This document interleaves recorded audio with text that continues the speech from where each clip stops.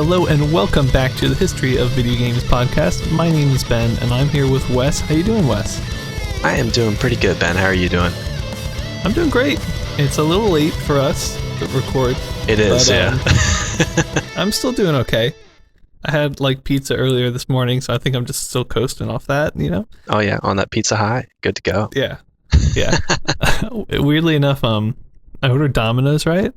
And it took a really long time to get here, but I wasn't starving for it or anything, so I kind of didn't notice. I was like, it's probably coming a little bit late, you know, whatever. I checked on the tracker thing, and it was clear they probably just forgot it at the store. Oh no. Because it was sat in the QC check for 20 minutes or something. Right. But the person came to drop it off, and she handed the pizza to me and bolted. No hi, didn't ask me to sign anything, which usually they always make you sign stuff. She just bolted, and I was like, okay. Closed the door. The pizza was still good, and then I got an email that was like, we're sorry about what we did to you. Seriously? Free pizza. Yeah. So. Oh man. For some reason, I barely even noticed. I wasn't worried at all about it. Yeah, you got to tell them to take 40 minutes with their pizza every time. You keep getting those free pizzas. Yeah. So. That's hilarious. That's been my morning. Yeah. How about you?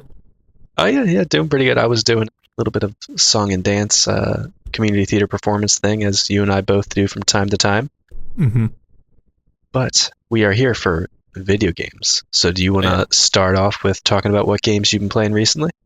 Yeah, I still feel like I've got a backlog of stuff I want to talk about, so I don't know how much I'll rant here, but let's start with Pokemon Masters, because I think I mentioned this to you a little bit ago. Yes, yeah. I was going on a couple-day trip to Virginia with my family, and whenever I do a little trip, I'm check the App Store for new, stuff to do in the downtime, and Pokemon Masters caught my attention, because I had not heard of it before, and it's a Pokemon game, and I was like, oh, this is on the iPad, maybe it's gonna be good.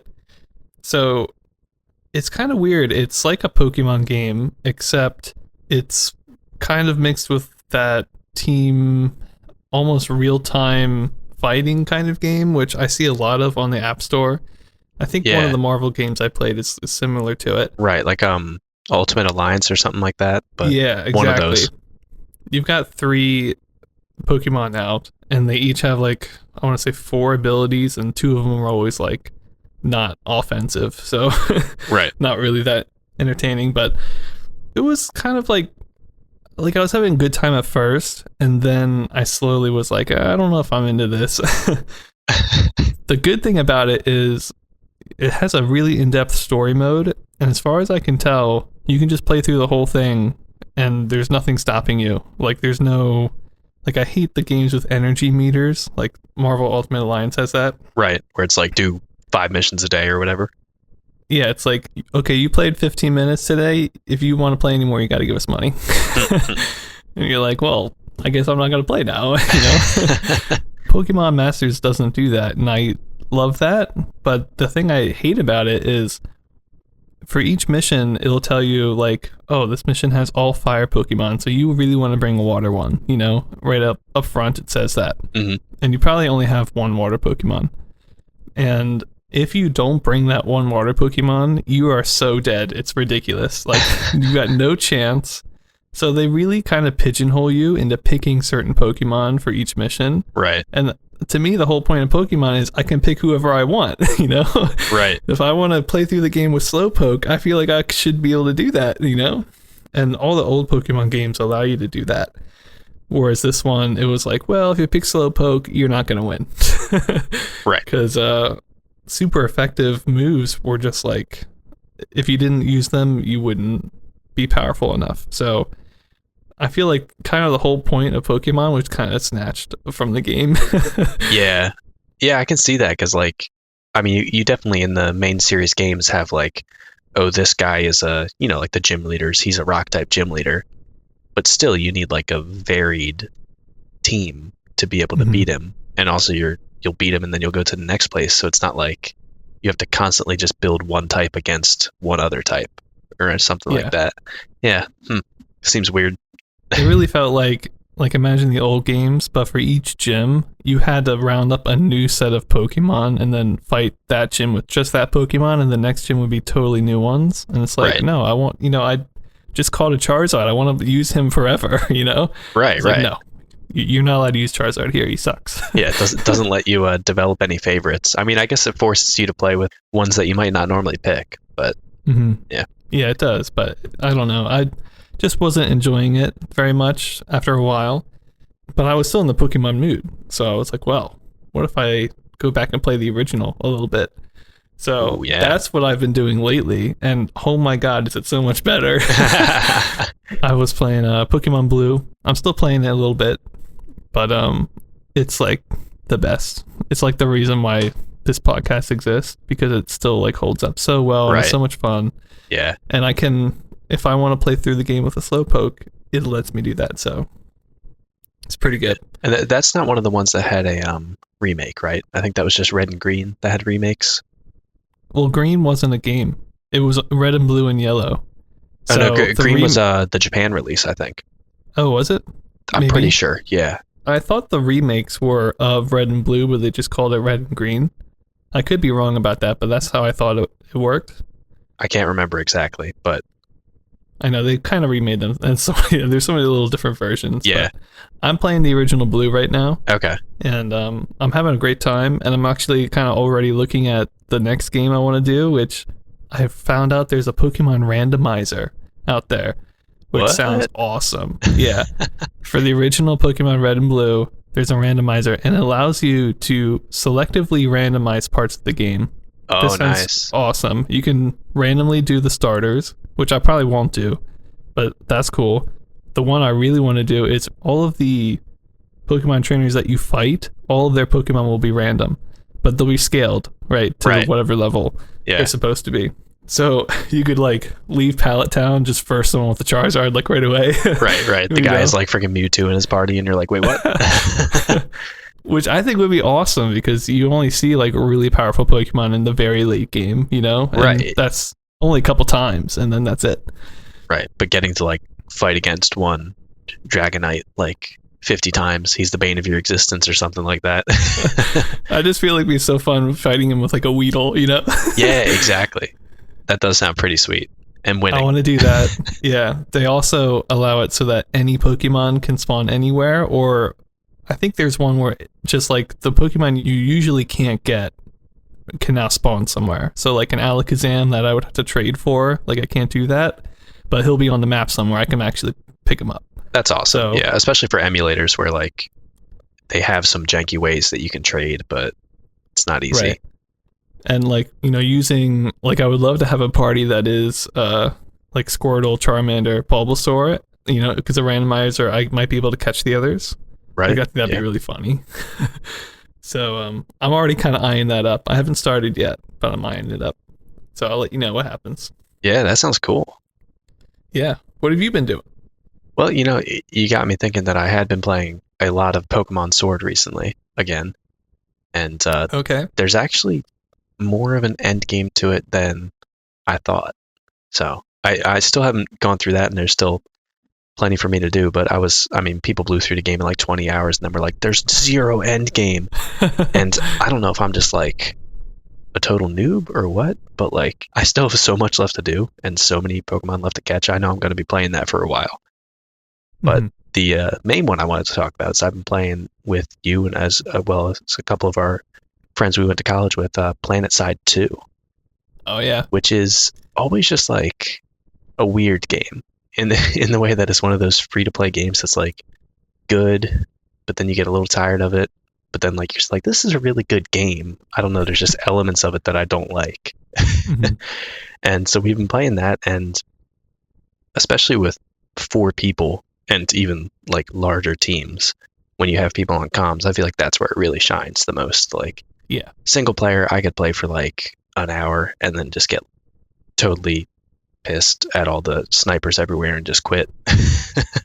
But at least when you have like 4 people on a squad, you can try to make some coordinated efforts, take points, have people do certain things and play certain classes. And that's where like the fact that you have these giant maps that PlanetSide, it's like basically its thing, like what it's known for Mhm. and all that. It really shines when you have that. So I've really been enjoying that. Even the grind for new guns and attachments doesn't seem as bad as I remembered. I don't know if they made it a little bit easier. I don't know. I heard there was a battle royale version of it as well. I heard that failed.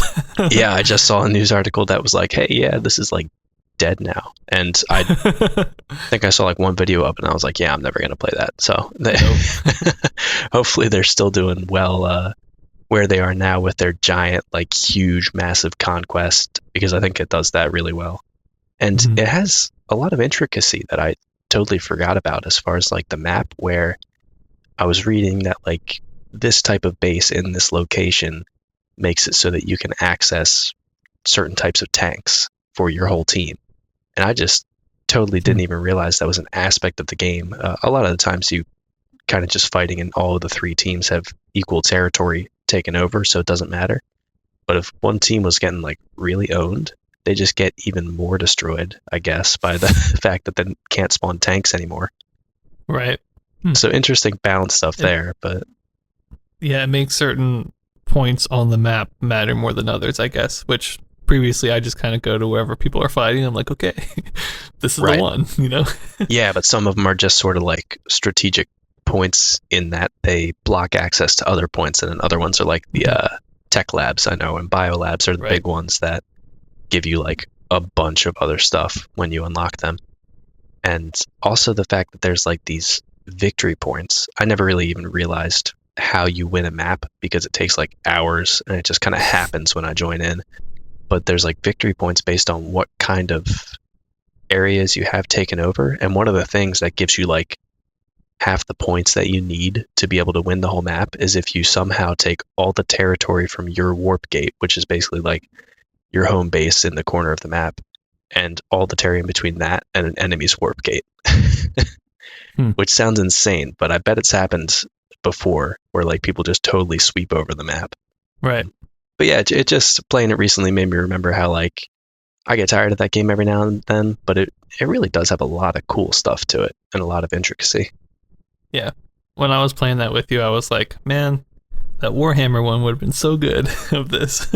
Oh, geez, that's like right. Now defunct or whatever. But yeah. Oh, I think I bought that one too. Oh, well. Yeah, I hyped you up too much.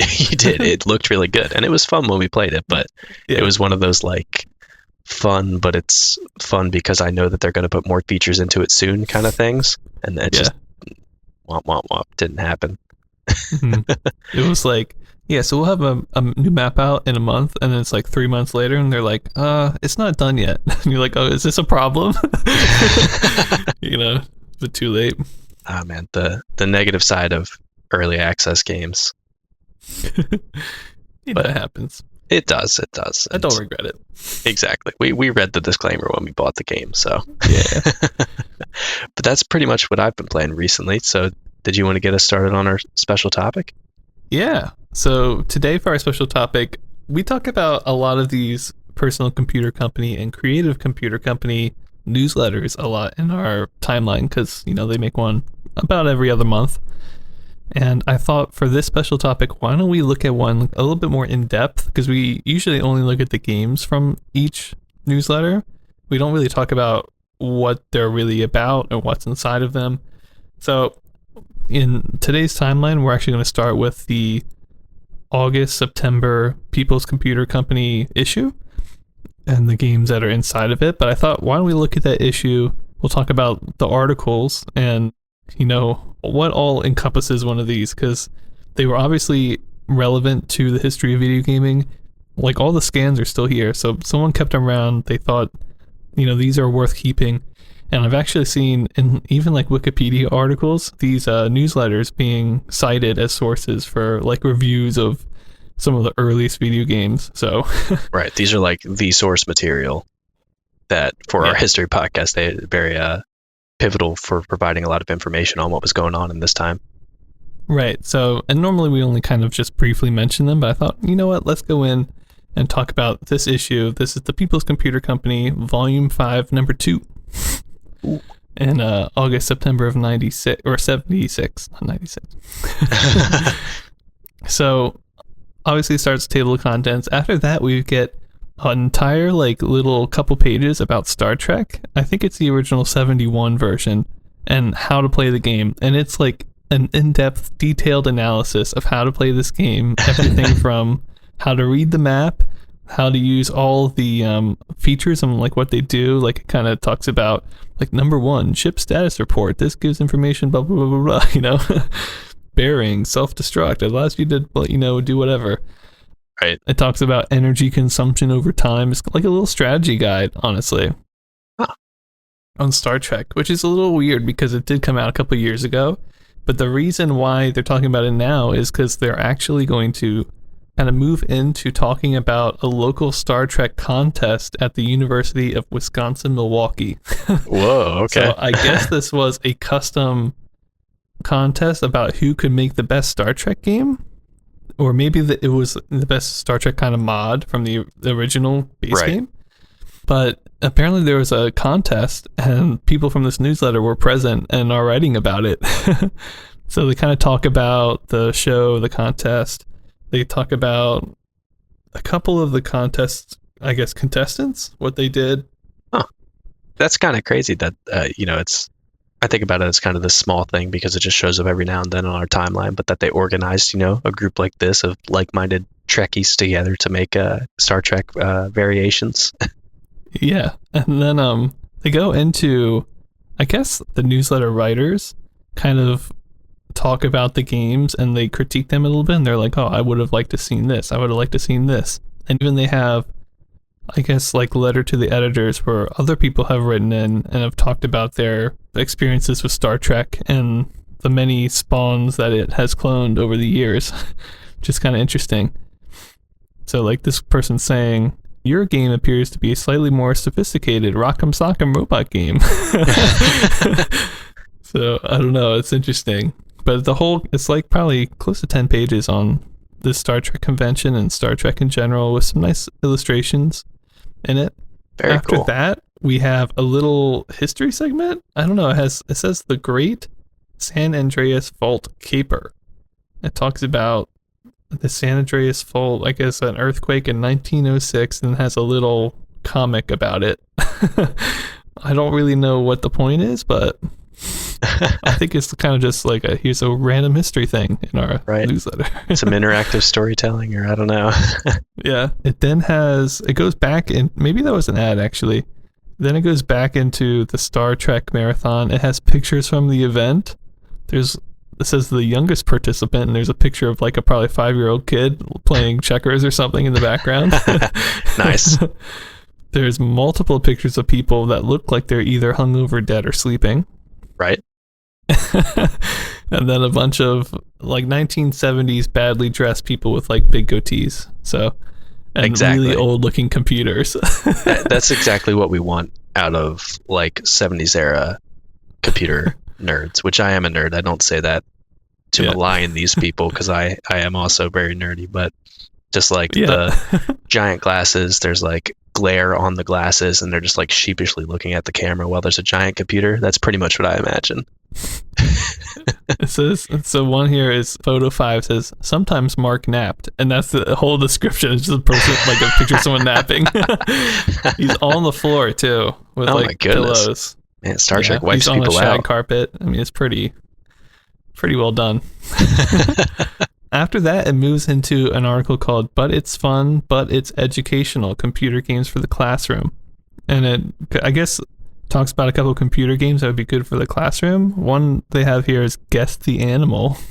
Okay. And it's like, please think of an animal. Have you thought of one yet? Yes. Has it got a tail? Yes. Has it got 2 legs? No. Is it a horse? No. Oh dear, I didn't get that one. Please type the answer line. And then I guess it puts it in its system. I don't know. Actually, it sounds kind of cool. Learns the parameters based on what you said no and yes to.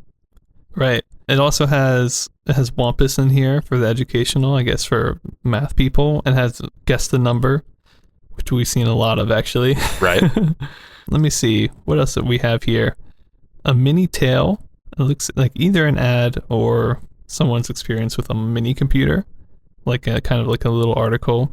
Right. We've got another article here talking about how to sell computer systems to universities, or maybe it's a university asking for people to write in what their favorite computer is or something like that. I'm not really sure. It says it's called One But Which One? University of California is soliciting advice from vendors of computer equipment and programs. So kind of interesting. Put an ad in a newsletter and hope people respond, I guess. Yeah. Next, we've got a proposal for computer building in the classroom. Proposal and implementation. Phase 1, Phase 2. It's kind of detailed.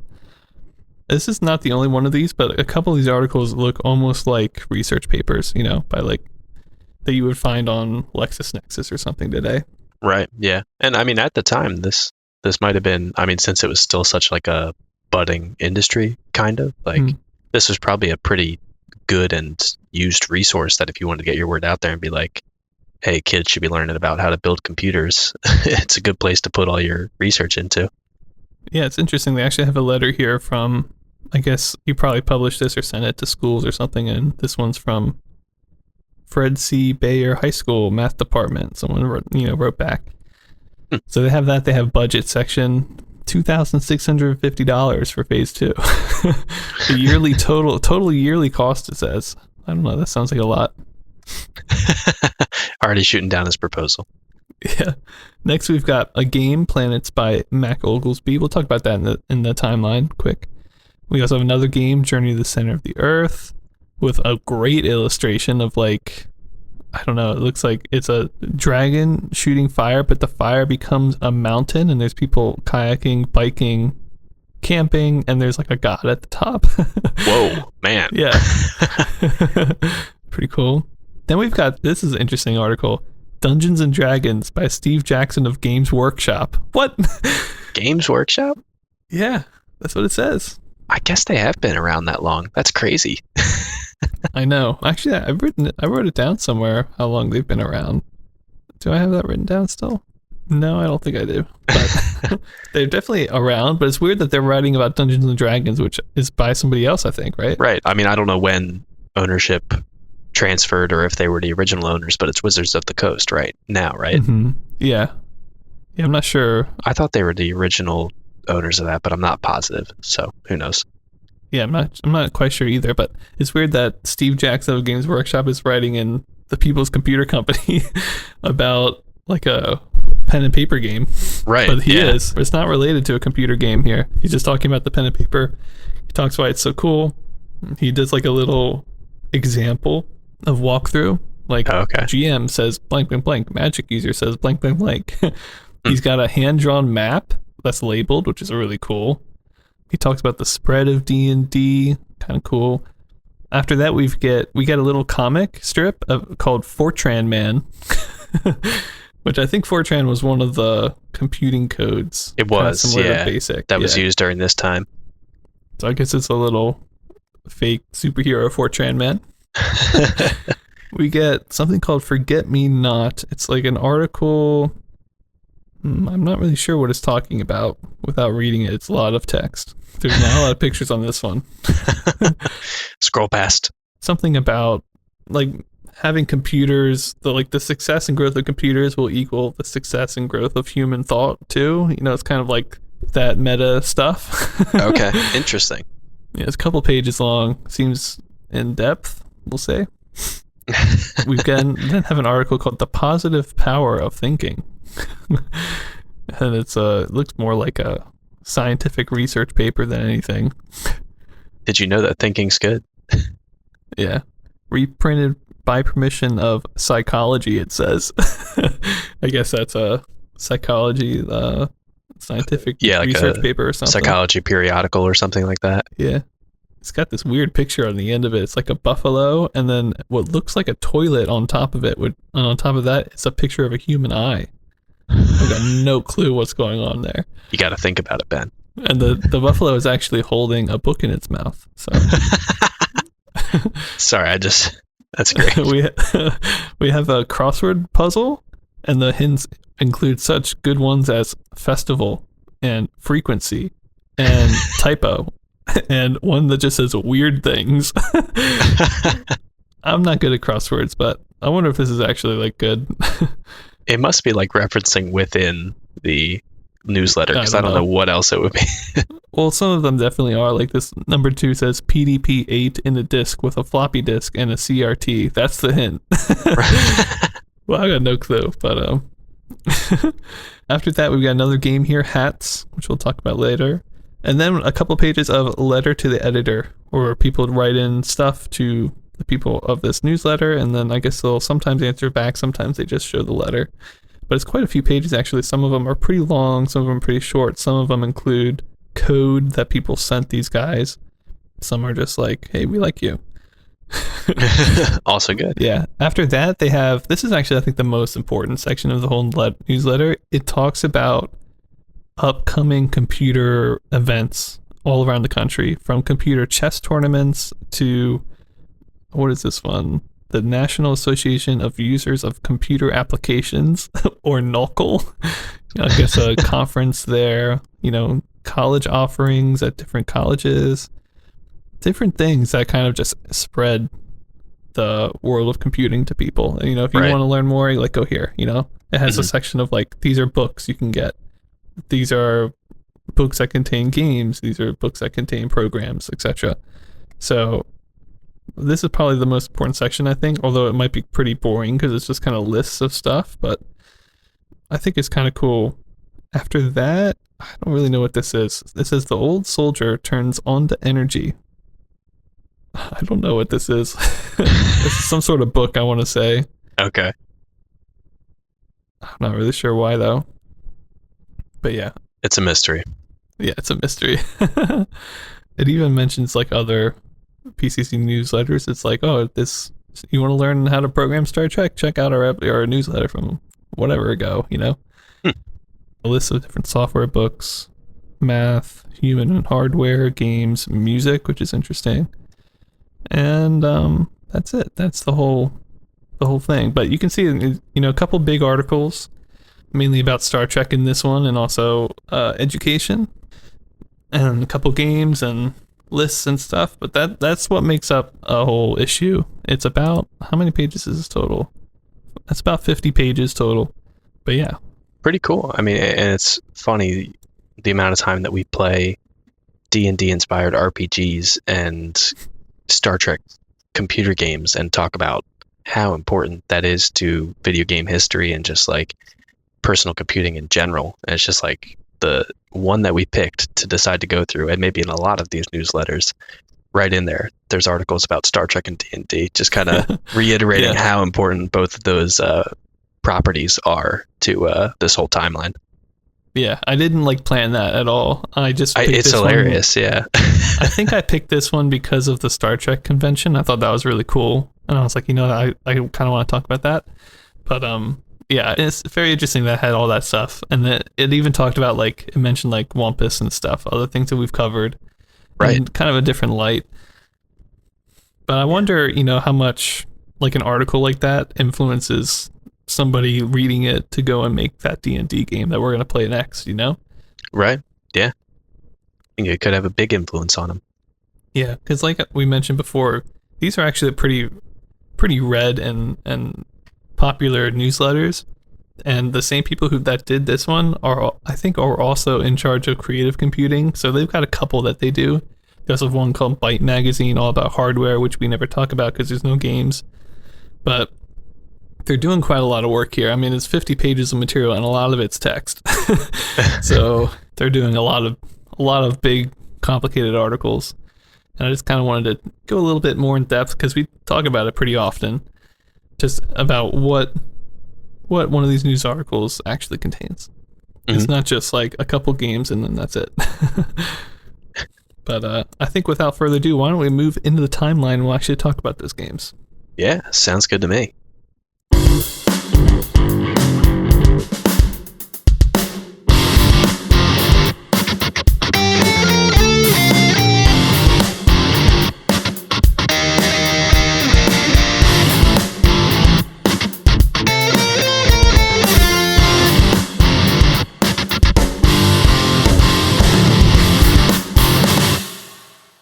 Hey everybody, welcome back to the History of Video Gaming. Let's get started right off with our timeline with a couple of games from that issue of the People's Computer Company that we were just talking about, the August-September issue. The first one that we want to take a look at is Planets, which was by Mac Oglesby, the legend. We see him like every week, I feel like, with a new game. And this was basically a game where you had to find the shortest distance between a set of planets. Which sounds fun. Sounds like another mathematical Oglesby classic. And the next one that we get to take a look about, the one that Ben described as having that fantastic artwork of the dragon and the mountain and everything else going on, is Journey to the Center of the Earth by Andrew Aronson. And this was a game where you had to choose the thickness and density of 3 layers and then try to match the resulting mass and inertia to that of Earth, which sounds very confusing. I don't know what's going on with that one. It seemed like a weird kind of guessing game because, like, the proportions of the Earth are actually kind of weird. Like, the crust is like really small, right? And then the mantle's like massive, and then the core is like actually not that big. Yes, yeah. So it was something where you had to kind of put those 3 numbers in and try to get it to around whatever the Earth actually was. I don't know. So you're just kind of like guessing the 3 layers, huh? Not exactly what I thought when I read that name. I know, Journey to the Center of the Earth is kind of a weird, and the picture didn't really have anything to do with that. Right. But I think the dragon actually is the mascot for the People's Computer Company, so maybe that's the tie-in. Oh, just kind of like incorporated it there. That makes sense. Yeah. After that, we've got Hats. This was the 3rd game for the People's Computer Company in the August-September issue. This was by Frank Armbruster, and is a game where you say a number, and then the computer spits out a piece of code, like maybe another number or symbol or something. And then you can see if you can figure out the pattern and try to guess what the computer will choose next. So kind of another kind of guessing game, but they kind of layer it in with code or something. It's probably just like, it spits out a letter that's like four letters down the line or something, But right. Yeah, and something simple, but it could be interesting, I guess. Yeah, like after a couple sequences, you kind of can figure out what's going on. Sort of like, I forget the name of it, Codebreaker, or whichever, the one that we played a confused version of a while ago. Mastermind, yes, where it's the different color code, except kind of a more simplistic number symbol version of it. And then next up, moving away from the People's Computer Company issue, we have Trek 80 by Vince Briel. And this was an improvement of Trek 73 and Star Trek 71 that actually included colored graphics and could be used with a color monitor. Pretty cool. But the gameplay was kind of not changed, so I was like, probably don't need to do it too in depth. Right. Next up, we have Trek 80 again, also known as Invasion Force. And these 2 games were so confusing to research because they have the same name. And I think came out around the same time, although this version had a couple different versions. So it was like, man. By the way, there's actually a 3rd Trek 80 that comes out, I think, in 79. I forget. I'll have to look that up later. But none of these in 1980, which would kind of make sense. Yeah. But this one is by Steve Dampier. It's an improvement of Trek 73 and Trek 1, which are the 2 most common. It also included color graphics, but this was for the Sol 20 computer. And I kept reading that the main difference between this and the main one is that the old ones were on an 8x8 grid, and this was a 10x10 grid. And I'm like, okay, is that it though? This version, I couldn't find any video or anything of, so I just kind of know it from articles. Right. But yeah, why do you make the same name? I could add a little variation in there. Let's move away from the computer. We've been there for a while. Let's move into arcade machine games, and this first one is the first one I rated. It's another Atari. They're coming up like so often. I feel like I'm getting all of them. I got to give you one sometime, Wes. Maybe next year. We'll see. Yeah. But this is called Le Mans. It's by Atari. It came out August 4th of 76, and it's another Grand Track 10 style racing game, but this one actually innovates. Oh, there we go. Unlike the last couple, which I feel bad for Chris, because last time we talked about one of these, I think Chris reviewed it, and it was basically like Star Trek, or no, it was Indy 800, but like only 4 cars. Right. Wasn't really They didn't really change much, but this one actually is different. The main innovation here is that with every lap that you do of the car, the actual track itself changes into a new track. And the goal of the game is to play through all 10 tracks. The first 8 of them, which start very simple. The first one's just like a circle shape, and then get more curvy and add oil slicks and stuff. Mm-hmm. But the first 8 of the tracks are always the same, and then the last 2 are from a pool of 4 of them. So the last 2 are supposed to be the hardest, and you don't know which one you're going to get, so it's hard to plan for the end. So it picks 2 out of a pool of 4, which I think is really cool. Yeah. So you got 12 tracks total. All of them kind of start at the bottom of the screen with like a strip that's straight, and then the top kind of half and middle of the screen is the curves. So when they spawn in, they kind of switch on an area of the track that is always kind of straight, so that you're not gonna be surprised and hit a wall, which is super nice. The only kind of downside to the game is that it's black and white. I guess they couldn't do that and have color graphics like the last 2 indie kind of games were. Mm-hmm. But I'm actually okay with that because I think the improvement to gameplay is good enough. So let's get right into the ratings. I don't think it's that confusing to talk about the gameplay of this. But for the gameplay, I give it 4 out of 10 because I think it kind of reminds me of like almost a game of scrolling graphics, but it's just so much more enjoyable to play a track that's changing all the time. Right. Compared to one that you're doing the same thing over and over and over again. And the fact that the first 8 tracks are the same every time, you can definitely play this multiple times and get farther each time because you'll be like, I know what's coming up next, you know? I know there's going to be an oil slick here. I know it's going to have 2 turns, whatever. And that's really cool, I think. So each track almost has a little bit of personality to it and how it's made and how it's presented. And it makes the ending even more kind of frightening because you don't know what's going to happen, which is really fun. So I give the gameplay really high, 4 out of 10. This is a single player game. I don't think it had 2-player. No, I think it's just a single player game. Mm-hmm. So maybe that's not as good, but I actually don't mind it so much because I've not seen this concept happen any other time before this. And it's a concept that I think has a lot of potential to grow. And I think, later down the line, the tracks will just be bigger and like the whole track won't have to sit in the same screen because you'll have scrolling graphics. But this is at least a step in the right direction, I think. Because even though it's one track at a time, it feels like a very long track almost because it keeps changing. Right. Yeah. It kind of feels like, or it sounds like to me, like when you get modern or at least recent racing games where it's like the idea of a campaign where, you Mm-hmm. kind of progress through tracks but in a more condensed format in this. Yeah. And this one's also in like real time. Like I mentioned, like you've got that strip at the bottom so that when the track changes, there's no loading screen or like anything. It's just like you're going straight and then a new one loads in, like, and you're on it immediately. So it keeps the gameplay moving, which is really cool. It is Grand Track 10 style, so the graphics of the car are not great. And the car also handles kind of weirdly. You're in a top-down view.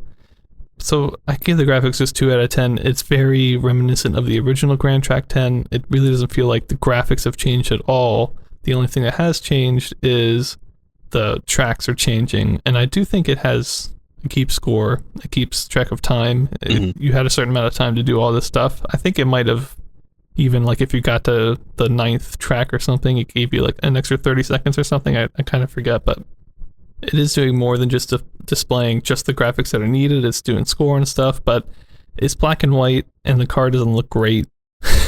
Right. The tracks are basically like sets of dotted lines to show where it turns and stuff, and occasionally you get an oil slick in the later levels, which is kind of just like a blacker section on the screen, but that's kind of it. So just 2 out of 10 for graphics. Sound, they kind of dropped the ball here as well. It sounds exactly like it was nicked from Grand Track 10, which came out like a couple of years ago. So the sound of the car is not the best, the sound of wiping out is not the best, and that's all you get. So a little lacking, I'd say. You got to make those 2 things great if they're your only things. Yeah.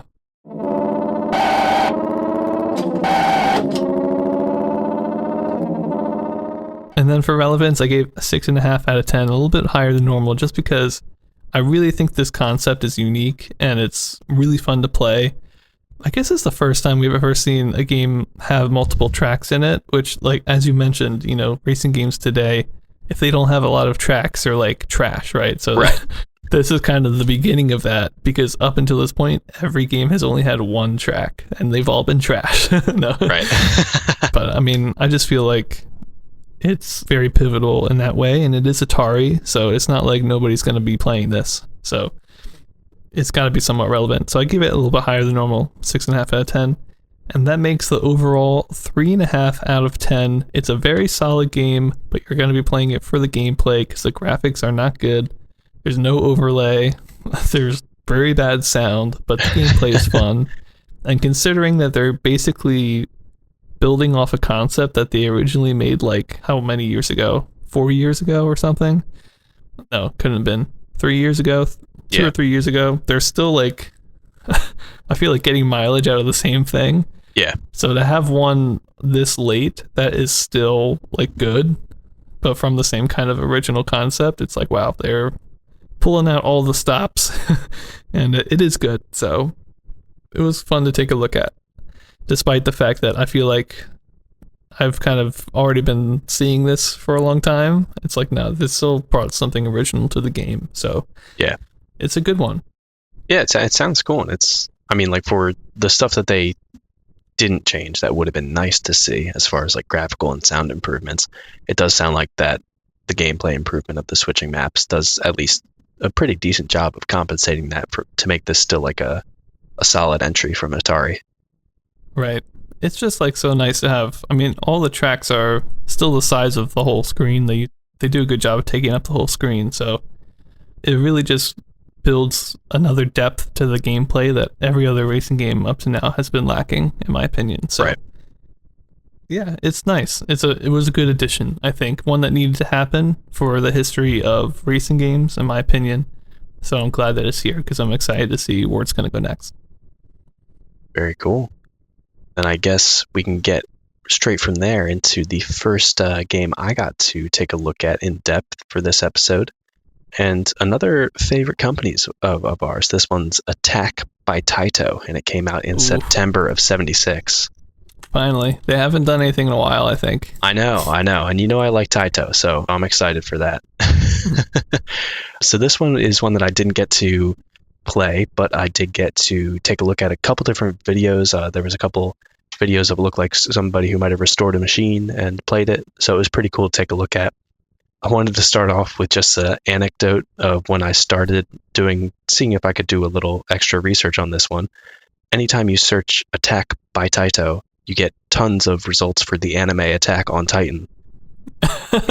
And also, I'm pretty sure it's the same Taito company sells licensed Attack on Titan figurines. Oh god. So I just kept getting like eBay results for like, if you want to buy Attack on Titan by Taito figurines. So not relevant at all to this game, but I thought it was hilarious when I was trying to search for it. Basically, this is an arcade cabinet that the setting was either you're in a machine gun nest, or I think actually you might be on a big machine gun on the back of a Jeep and just mowing down as many other Jeeps and cars as possible, and you're in the desert. And that's kind of all you need to know for this. The cabinet itself was pretty cool. Just kind of had like orange like explosions and like desert sort of theming on the side of it, and then these big chunky letters on the top that say Attack. But one of the neat things about this cabinet that I don't know, at least I think the only other thing we've seen it in is maybe like that 76 baseball. It has like the recessed kind of screen where the screen is actually further into the cabinet. Oh yeah. Which I feel like kind of in this game kind of gives it more three-dimensional feel. I mean, like it aids the screen because this was recessed, and on the side there was some like 3D mountains made out of like paper or plastic or whatever that were surrounding the screen. And there was also just like a desert landscape on the side that showed like mountains, jeeps, and cacti all over the place. So it's an interesting thing. It's not really like a graphical element, but I think it did a good job of kind of adding literal and figurative depth to the screen. And it looked like it was pretty much just a light gun game for this one. There was two pretty sweet looking machine guns, and it was a 2-player game. So they had some nice peripherals for that. So for the gameplay for this, it was really similar to Interceptor, where basically you're just kind of shooting enemies that pop up on the screen. But main differences, of course, one is that the background's just moving by. There's no vertical movement because you're in a Jeep and not a plane in this one. There's no overlay for the crosshair, so you actually can just move the light gun and aim anywhere on the screen instead of moving your screen around. And it's 2 players, so it's you could really get some competitive gameplay going with this one. And basically there's a 90-second timer to get as many points as you can. The scores are displayed clearly on either side of the timer. And it looks like all the cars were the same amount of points, which I'm wondering if this could just be how the cabinet was restored or maybe a setting, because to me it would make a lot of sense that the tiny cars way in the back would be worth more points, but it was hard to tell. And it also looks like the explosion animation that played whenever you blew up one of the cars was either black or white based on who blew up the car. So that was a pretty nice feature. Getting straight into my ratings for this, the graphics I gave 2 out of 10. They're pretty simple, but there's at least a lot of stuff going on. There's actually up at the top of the screen mountains that kind of slowly pan by, and then there's cacti and cars that go zooming really fast at the screen. And the way they did it is that the stuff that was closer to, quote unquote closer, but like at the bottom of the screen moved faster, and the stuff that was all the way at the top moved really slow. So it did a good job of giving you sort of the illusion of 3-dimension or of depth, because everything, the further you got back, was moving by slower. The color for this, I'm pretty sure was an overlay. It looks like there was a blue at the top to make it look like the mountains in the sky were in the distance, and everything else was just kind of a yellowish brown for the desert. And they did a really good job of doing the varying car speeds with the graphics to kind of keep you interested and make it look like a lot was going on. One of the weirder changes that they made is instead of having a crosshair show up on the screen, there was just dots for wherever your bullets were hitting. So it was kind of nice because you could see like where your shots were hitting in the sand and kind of lent itself to the theming that way. But I feel like it made it more difficult to know like where the heck you were actually shooting because it's just like these little dust marks that are coming up. And another thing just to mention about the graphics, the up close Jeep sprite for like the Jeep that's closest to you does look really good. You can even make out people inside, which is kind of a bit weird for an early arcade game because like most of them try to, you're destroying stuff, but they try to get around the fact that there's actually people in there that you're basically killing. So I was surprised by that, but it was pretty good. Just solid white for all of these Jeep things, so not too much detail there, but they did do a little bit with the outlines to make them detailed. For sound, I gave it a 1.5 out of 10. There's really only 3 sounds in this, and some of them we couldn't tell when we were looking at the video whether they were electromechanical or actual digital and part of the machine. There was a sound for the gun firing, there were explosions whenever you blew up a car, and then there was also just an engine sound that kind of happened over the whole game. Most of them were pretty good, but they kind of were all competing with each other. Like there wasn't one that was quieter in the background. They were just all happening at like the same volume. And the engine sound was weird because it was just like an idling engine, which like all these cars are flying past and your Jeep is supposed to be going pretty fast, I think, but it's just kind of like put, put, put, put, put in the background. So that took me out of it a little bit as far as the speed that it kind of feels like the rest of the visuals are emulating. And it does look like the sounds came out of 2 speakers that were under the guns on the cabinets, but like I said, we weren't sure exactly what was electromechanical, whether the gun sounds were, and what was actually digital.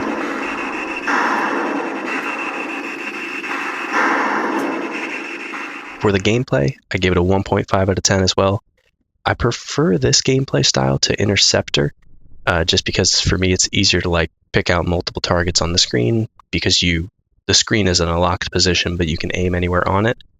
But other than that, there's not really too much going on. It's fun to shoot at all the Jeeps that you can see and get the highest score, but it doesn't really seem like it does enough to me to differentiate the gameplay from other light gun games. And having just recently reviewed Cobra Gunship by Meadows Games, I think the visual variety of targets that they have in that game, and also the fact that you can aim at the ground and then also go back up and aim at the sky, made that one really good. So it just kind of seemed weird to me that there weren't too many options. You're basically just shooting all these cars. And like I mentioned right at the beginning, in the version I watched at least, it didn't look like the cars were worth different points. Which, I mean, why wouldn't you just always shoot the closest car if that was the Right. case. Yeah, so just seemed a little weird. It was definitely, the light guns seemed to be well executed, but a couple things that made the gameplay like not super great when I think it could have been better. And for the relevance, I gave this just a 3 out of 10. I think we've seen this kind of light game before, or at least similar things before. So I don't know if this specific one is really that relevant, but I do think it uses the digital display paired with light guns in an interesting way. A lot of the early Sega games that we've been, or I think it was Sega games that we heard about, were like projected screens and light guns. Mhm. So it's nice to see that kind of getting brought together with the digital displays. But the graphics and the sounds for this one weren't really huge innovations, so in itself as a light gun game, it didn't stand out to me. For my overall rating, I gave it a 2 out of 10. It looks like a really fun game with pretty good theming that we haven't seen, because we've seen a lot of these airship games when it comes to like first-person light gun, but I don't really think it does enough to differentiate itself from other light gun games. And it's the graphical elements of the cabinet design and the recessed screen are probably the most interesting part of it for me, but I would have liked to see something like ammo or reloading, or maybe special cars that only appear like at 50 seconds in or whatever, stuff like that. So it was pretty good overall, but I think there was a lot of stuff that could have been done to make the gameplay a little bit more interesting. Right. Yeah, I'm watching a video on it right now just because there's a couple interesting things about it that I think kind of make it funny. For one thing, there's definitely a car going backwards on the screen. There is, yeah. And Did you see that? I couldn't tell if that was on purpose or not, because like I kind of get it from like a standpoint of everyone's constantly changing speeds, maybe. So he like goes really fast and then he just like slows down and creeps back on the screen. That's the way I saw it, and it was hard to tell, but for a second I thought they got really smart with it, and the car didn't go backwards if you shot it on the way forwards. But I didn't confirm that. That would be pretty sweet, actually, if there was that attention to detail. Yeah, I thought that was funny. I love how many cars are on screen with cactuses. It's like, it feels like there's 2,000 cars driving across this field of cactus. Right, yeah. The setting is a little weird. It's just like this open desert where everyone's driving in the same direction. Yeah. Also, I forget what you mentioned. I want to say you said it was overlay, but I'm pretty sure it's color graphics. I could be wrong about this, but maybe that's what I really wanted to check, because otherwise the cars would be green, right? If there's an overlay, and the cars are definitely white on the green You're right, background. yeah, because there's a brownish background and then green cacti, I think, or at least black cacti, and then white cars. Yeah, so I might have misspoken with that. It might be actual color graphics that they had, because then they do still have the blue and the bluish white at the top for the mountains. Right. Yeah, that's one of the reasons why I wanted to give it to you the most, because I think of all the light gun type games, I don't know if any of them have had color graphics. Some of them maybe did, but Interceptor had the blue background and the white. But that wasn't a light gun though. They were using buttons, to shoot and stuff. Right. Yeah. So taking that into account, it does kind of really, it does innovate on the graphical side of it a lot more than I originally said, because of the color graphics and everything else going on there. I mean, I understand why you thought it was an overlay, because there is like a weird backlighting going on. Like, it looks like there's maybe a light, like you mentioned how it's recessed. I think there's a light in between the light gun and the screen shining down, looking at it. So it kind of makes everything, almost looks like a projector, but it's not. But it is kind of hard to look at, but it's definitely an interesting one, I thought, because of those different I thought the gameplay just kind of looked hilarious. Like, you're in an open desert with like 1,000 cars and you're just mowing them down. Just mowing them all down. Yeah. No, I do like the theming for it, and I think there was just certain things that made it not super fun for me, but definitely a lot of interesting stuff that they did with it. Did you talk about the gun itself at all? I mean, it looks like a massive Tommy gun that peripheral. It's like a big what would you call them? Like an MG50 or whatever. The ones that you see posted up on the back of Jeeps and video games. And it's the peripheral itself looks really nice. Yeah, it just, everything about it kind of looks a little like over the top ridiculous, and that's kind of why I like it. in a good way. Yeah, absolutely. Yeah. All right, cool. So that is Attack by Taito. Another fun Taito one that's going to keep me talking about Taito for a while more. I know, but they need to do like, where's the next, speed race innovation? I'm not saying next speed race game. I'm like innovation as important as speed race was. Right. Big innovation in a genre. Yeah. Yeah. I feel like they need one, or they need to start making more games because they're not pumping them out that much. Right. But let's move on here. We're going back to computers for a second. This is the Creative Computing September-October 1976 newsletter.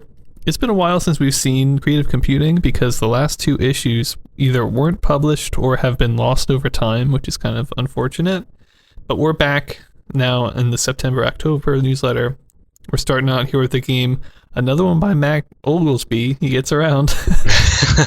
This is a weird game. I almost tried playing this myself, and I was like, I can't even beat the original. This is, that game where you put a pencil down and you have to draw a house, but you're not allowed to go over the same line twice? Right, yeah. It's like it's like a square with a triangle on top and then the 2 X. The X in the middle, yeah. And some people know how to do that. There's like a trick, right? But I have no idea. This guy was like, what if I write a computer program that gives you a different shape, and it's like, this can be done and with the one line without lifting up the pencil, but it's a random shape, And yeah, I was like, that sounds a lot harder. And I did one, or I tried to do one, and I was like, I can't even do this example. And I'm like, nope. Right, yeah. We're just going to leave that honorable mention. Another classic.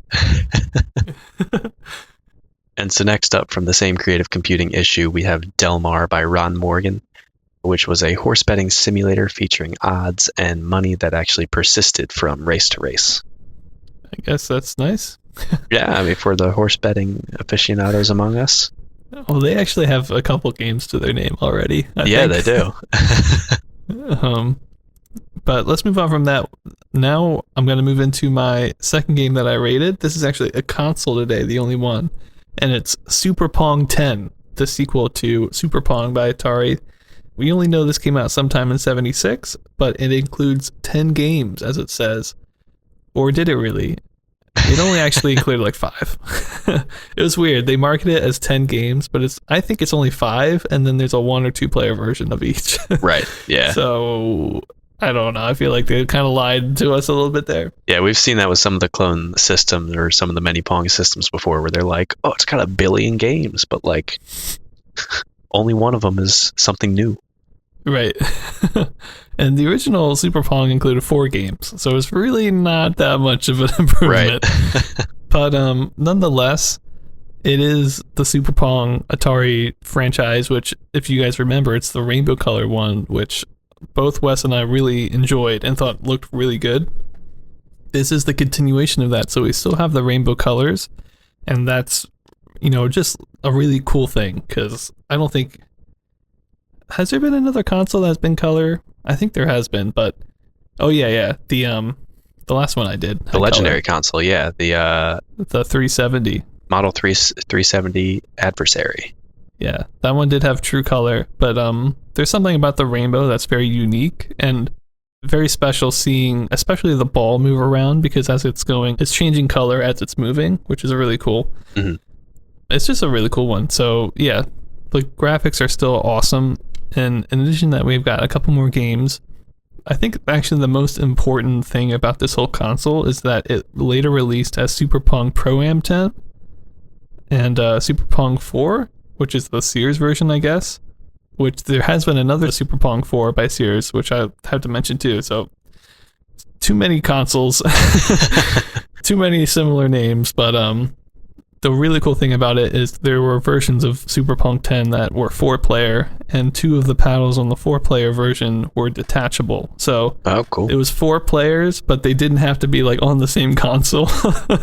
It would be 2 people on the console, and 2 people would have remotes. So you could kind of sit comfortably with 4 people playing a console game in your home, which I don't know if there have been 4-player console games up until this point. If they were, they weren't like the big ones. No, yeah, if it was, I think it would have been like everybody sitting on the console, or right around it. Yeah, so it's really nice to have the remotes and just having 4-player versions of these games in the rainbow style. It's really cool to see. So I think that was a really big push for this one. but not necessarily the gameplay or the graphics, which were mainly unchanged. But let's get into the games real fast. This one had 5 games. Obviously, they market it as 10 for the 2-player versions, but it's 5 games. We've got handball. That's the 1 or 2 players versus a wall. Basketball. I think this is the new one, but it's really not new. It's 1 or 2 places versus a wall, but there's a hole at the top. Right. So, yeah, you've got catch, 1 or 2 players, but there are holes instead of paddles. So you're trying to catch the ball in your hole, which sounds wrong.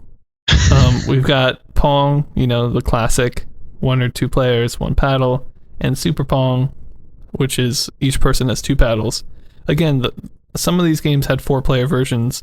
The Super Pong had a 4-player version, so it was 4 players, each had 2 paddles, which is cool. There was normal Pong with 4 players. That was just, 4 paddles on the screen. I don't think handball or basketball had 4-player versions. I could be wrong, but I think it was just Pong, Super Pong, and then catch, which was 4 holes in the wall. Oh, geez. 2 on each side. Yeah, so I guess it's more of a team-based game, that one. I guess actually they're all team-based games. So I don't know if I would prefer that over 4 people versus each other, but I guess it had to be done that way. So yeah, essentially the same thing that we're used to. Normal Pong, it is in Rainbow. That's the main thing. There are 4 players, and you get kind of a couple different games, not the craziest ones that we've seen. I still think the last console I did, the Adversary 370, might have done these better. Both, tennis, hockey, and squash, and color maybe. But I do like the Rainbow color. I'd say they're about the same maybe. You also had on-screen scoring. You had sound. So then the on-screen scoring was in between shots, which was really nice. Perfect. Yeah. Getting into my ratings for gameplay, I gave it 3.5 out of 10. I bumped it up quite a bit from US. Maybe I'm just more easy on my ratings. I don't know. It did add 1 new game. It's not that much, but to me, the 4-player with the 2 remote controls are actually a pretty big sell for this. Yeah. And that goes into the gameplay section for me. So that bumped it up quite a bit. And then otherwise, you're just dealing with a color version of Pong, essentially. For graphics, I gave it 3.5 out of 10. That's right around where you gave it, Wes. Maybe a little bit lower, higher, I forget. But, just the rainbow graphics really do add something to Pong that would otherwise make this really boring. Right, yeah. But there's almost something nostalgic about it. Just the rainbow, it kind of reminds me of the DVD thing that goes and bounces off the screen and changes colors. I don't know. Yeah. The loading screen does. It has a lot of squares that kind of go in between the colors, which is really cool. And then for sound, this is where I did not go high. I went 1 out of 10 because it uses the same basic Pong sounds. Right. People, just make a new one. We've heard this for 4 years, and Atari, you started it with the same sounds. It's can't you do something different? I don't know. Maybe they have to use the old one because that is the Pong sound. Right. But yeah, it's Atari's Pong sound. So yeah, I don't know. I'm still not buying it. And then for relevance, I gave it 6.5 out of 10. A little bit higher than normal again, mainly because of not only the color, but also the 4-player versions of most of these games. Right. And with that, I gave the whole thing a 3.5 out of 10. A very solid console. I think I forget what you gave the Super Pong out of 10 for total, but I don't know. I think even though it didn't add that much new, I think it was kind of in how it packaged everything together that made it just a very well-selling system. And if you look this one up online, it's definitely one of the easiest to find videos and stuff for, especially the Sears version, which I imagine because Sears was such a big company at the time, it was easy for people to get their hands on one of those. Right. So it definitely sold well. I saw a Sears commercial for their version, and it's so bad, the commercial. But yeah, it's interesting that it was pushed so hard and obviously sold really well. So I wanted to give it a little bit higher, but I still think there could have been more improvements that it could have made, especially considering they marketed it as 10 different games. I would have rather than market it as 8, but have 8 actually unique games. Right, so, right. Give me better games, not more quote-unquote games. Yeah. There's one where like you're hitting the Pong ball into a wall, and then like, what if there's a hole at the top of that wall? It's like, it's a new game. It's like, no, it's really not. It's really not. So they could have done more gameplay wise, but I'm still happy considering the fact that it's still Rainbow, which at this point it's still so new that it still gets extra points for that. Right. Yeah. And the fact that it had the 4 different ways to play, so 4 people could sit on a couch comfortably and play this game, which is actually what they showed off in the commercial, which was cool. It was like grandpa and then playing with like 3 young people.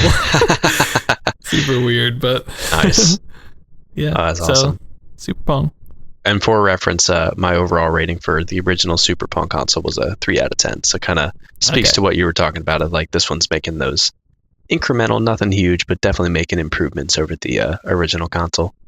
Yeah, I'm interested to see how, like, I don't think they can get away with this a third time, maybe, because I think the progress of these consoles are going to start taking off pretty soon here. So for now, it's still pretty relevant and feels like it's one step ahead of everybody, but as soon as somebody else takes the lead, it's going to be like, who cares?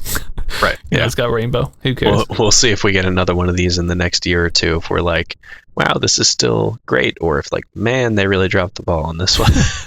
Well, it's weird to think because even the AY83-8500 chip, which when we first reviewed it, it felt very, very nice, right? It was very clean in how it presented everything, but now it's like, well, it's in black and white, so I don't really care. Right. Yeah, we're already on to the next thing. Yeah, it's very interesting how that happens, but as soon as one company really takes a big leap like this, it does feel like everything before it doesn't really matter again, Right. So it's a very cutthroat time for these consoles. By the way, this was the C180, in case anybody... Sometimes it's easier to find these by the serial numbers. So, right. Wes, you want to finish us up here with the last couple games? Yeah, sure. So next up, I have a honorable mention. This one is called Olympic 9 by Game Tech. Also came out in September of 76.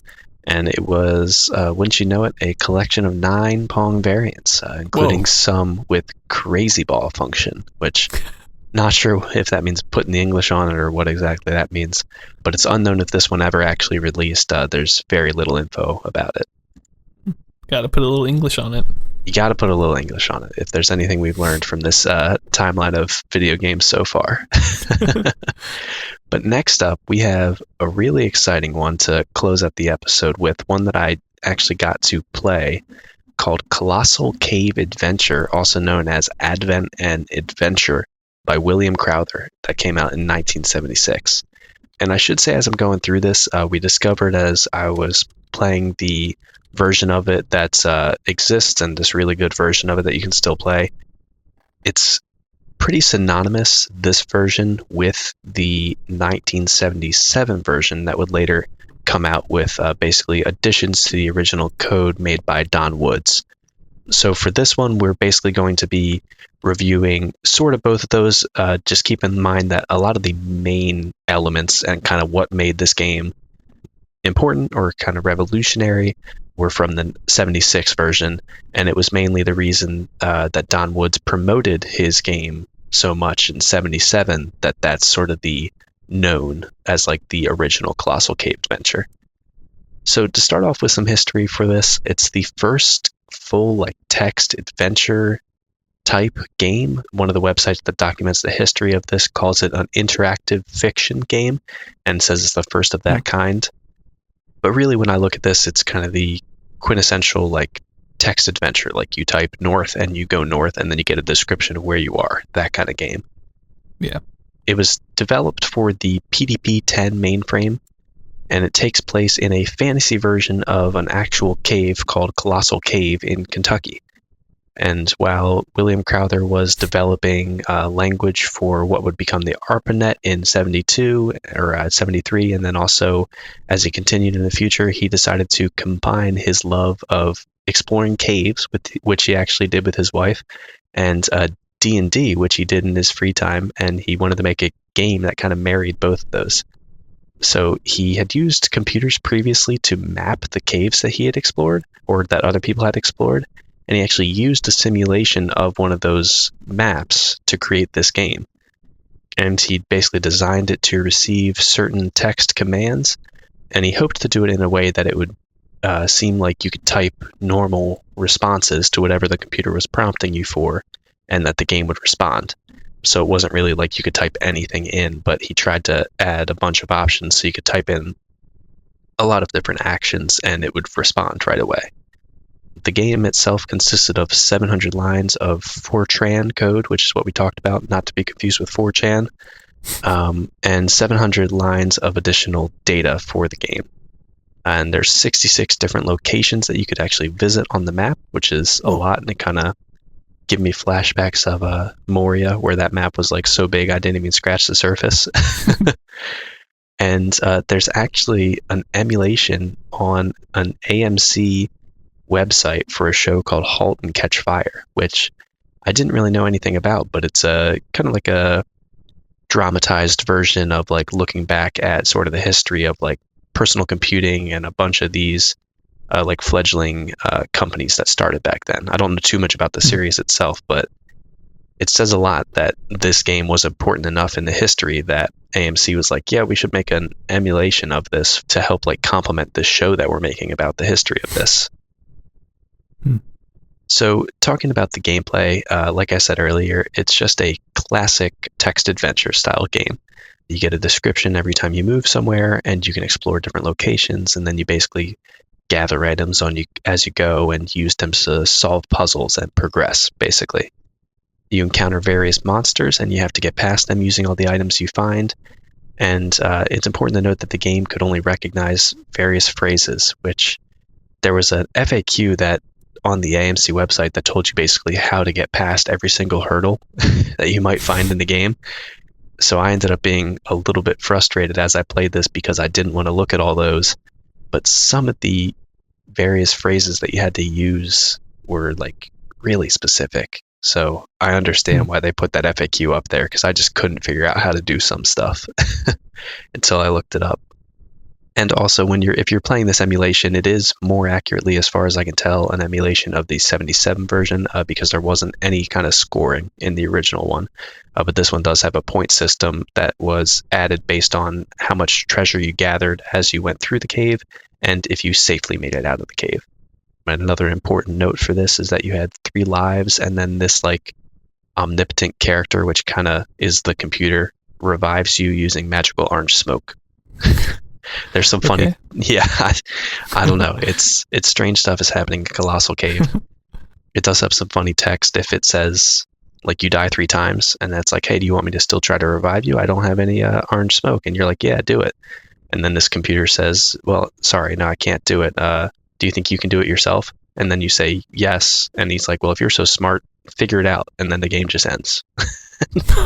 So it's nice that this guy programmed in the option for you to just be like a total jerk and not take the computer's word for it that you're like dead, you can't be revived, and you're just like, nah, I can do it. And he's like, yeah, whatever, go figure it out, I'm out of here.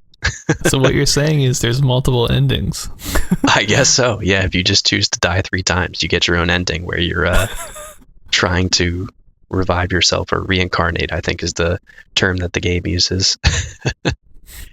So getting into my ratings for this one, for graphics, it's lives up to its name of it is just a text game. We don't have anything like Petit 5 where there's actual like some graphical elements to it. This one is nothing, just text, and it describes the areas really well, but I mean, you gotta imagine it. There's nothing on the screen to help you out. Yeah. So I just gave it an NA for that. And for sound, also a not applicable. Oh, you give it an NA? Come on, Wes. What, 0 out of 10? 0 out of 10. All right, fine. You know what it needs. Well, I'll be harsh with both graphics and sound, and 0 out of 10 for both of those, because there's nothing going on there. And for gameplay, this is where I could rate it, because it did have gameplay, but I may have rated it a bit harshly. I gave it a 2 out of 10 for gameplay. That's not too bad. It's not too bad, no. But it seems like a game that, I mean, it's so iconic for a lot of people. It must have been a lot of fun when it released, but me playing it now, I just wasn't having a great time with it. I think part of its charm is the complexity and demand for like problem solving in all these situations. But there was like 2 rooms in, I had been reading about the background and saw a couple things and, kind of accidentally spoiled myself on how to get past the first couple rooms. And it was one of those things where I was like, how long would it have taken me to solve this if I hadn't read that before I started playing? Like, how can you talk through one? I can, yeah. So the main one that you solve is you kind of go through this room, you do some exploring, and you find a couple dead ends, and you find some items on the way. You have a lamp that you have to light to get through darkness. That was pretty easy to figure out. And then you go down to this room where there's tons of different, it's like the main hub. There's tons of paths, so you can go from there, but there's a snake you have to get past first. And, you pick up a rod. So I tried hitting the snake with the rod, and the game's just like, you don't want to do that. And then I threw my lamp at it, and then I think I just like lost my lamp. Which, I mean, to be fair, like, it wasn't my smartest move. But the key to this one is that in 2 rooms before, in this, the little description for the room, it's like, hey, there's a bird singing here. And, I was like, okay, cool, there's a bird singing. And apparently you have to catch the bird and throw it at the snake. And like right when you get to the snake, the AMC thing gives you a hint. It's like, hey, you got to go get that bird, because apparently not a lot of people figure that out. Right. But even then, and this might have been my fault, because I later realized like the room before the bird, you come across a wicker cage. So it's kind of saying like, hey, you might need to capture this bird, but I could not figure it out. So I went up to the bird and I just typed into the console, hit bird, which I felt horrible about. And then it said, the bird is dead. Its body disappears. And I was just completely stuck. There's nothing I could do as far as I could tell. So I just had to restart the game. And then, see, this whole time I'm like, I don't want to kill this poor bird. I thought you just throw the bird at the snake and it eats it to distract it and you sneak past or something. Lo and behold, this tiny bird, once you capture it, like pokes the eyes out of the snake and chases it away. And then just sitting there having the time of his life while you go explore. So it's, I don't know. And you also, right before the bird, pick up a black rod, and the bird won't let you approach unless you don't pick up that black rod, which in an adventure game, I'm going to pick up like everything I come across. Yeah. But I guess that was supposed to be a tutorial to like, hey, drop things in your inventory and then you can interact with things differently. It's interesting. I bet it was one of those games though where like, people be up all night trying to get past just the one room, and then if they figured it out, they're like, I'm a genius, Right, yeah, and that's they probably actually had this really visceral reaction to it. Right, that's actually the next part of my gameplay review, is what I said is it's the fact that it's so specific. How you overcome each challenge is kind of like a double-edged sword, where it's got to be so rewarding when you figure that out, like you're saying. Like, it's this really weird thing, but you're like, I did it, I figured out the puzzle. But also, for me, it felt like, okay, well, that's the only choice I can make. And maybe it's because I wasn't encountering it in the sense where like I had to figure everything out on my own. It's like I saw all these hints, so I knew going into it that it was going to be hard to solve everything. So I just kind of didn't put the effort in, I guess. So it's like, that's part of what makes it good, is that it's like this really specific kind of tailored campaign, I guess, this guy made.